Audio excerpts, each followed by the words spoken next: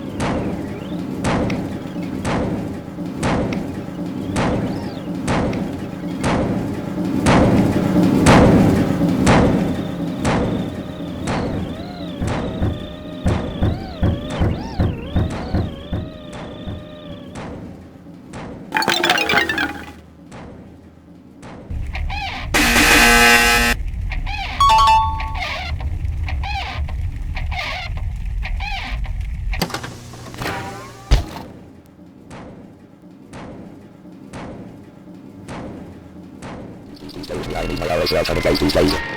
Press the button where I you don't want me to die, don't you please? Hey, you there.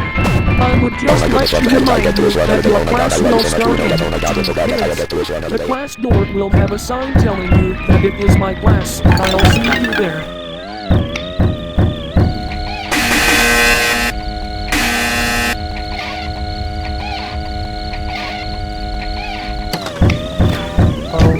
Just in time.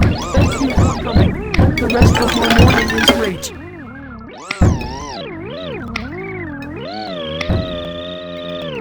That is not allowed. Wait, Q? Very disappointing.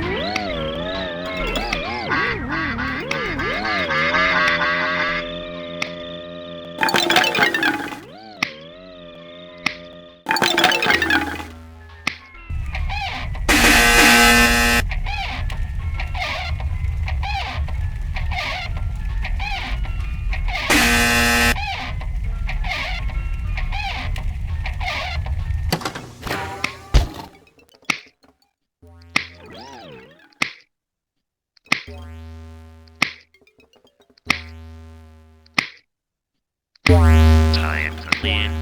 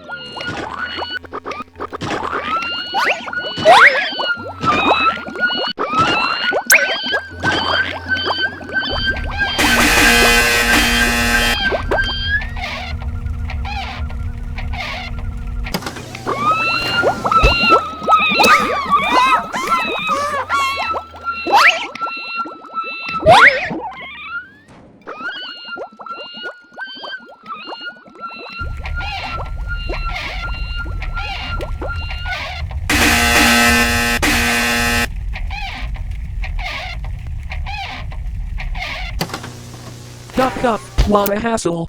I'll never get you with the pay sign in. Well, unless...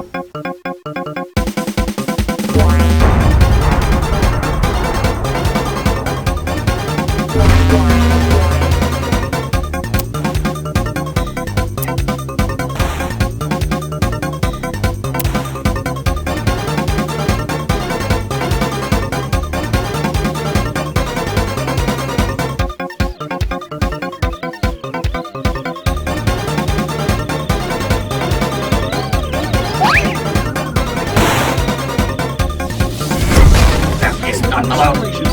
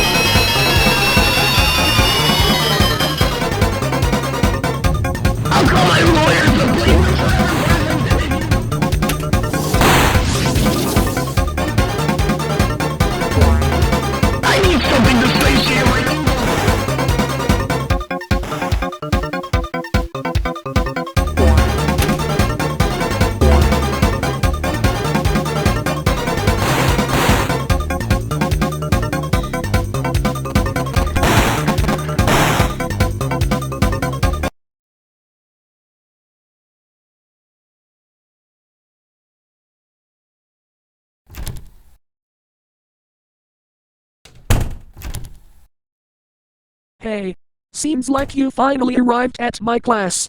Welcome. Let's start off today's class with the topic of English Studies. Unit 12, the blurb-tastic narrative of Wibbering. Now, what is a Wibbering text? A Wibbering text is when the narrative splangles through multiple twizzle points, and when the protagonist is a sentient tissue box. If you got that right, that's 10 whistle bloods for you. Make sure to ask Mr. Tango to add those whistle bloods to your jibble blops after this class. Okay, so what makes Wibbering text so relevant in the narrative of a text?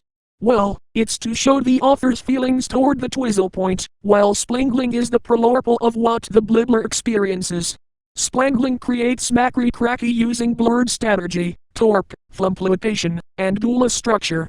For example, in the book, The Do-Dot-Lah, the sentence "the bingo-lingo crosses both with the minkle-monkle" shows a great example about splangling, and shows how the author feels about rushing into their nearest neighborhood and screaming from the top of their lungs, until they start losing their voice. They feel, as it is something typical that is done and people should not be shamed for doing so.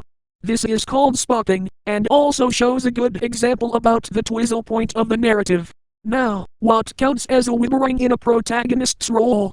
Excellent question, hypothetical student. I just imagined asking. A Wibbering protagonist must exist in a constant state of emotional flip-floppage, and must have the insides of their box to contain, or formerly contain, tissues. Their core purpose is not to resolve the plot, but to be a box of tissues, either currently or previously.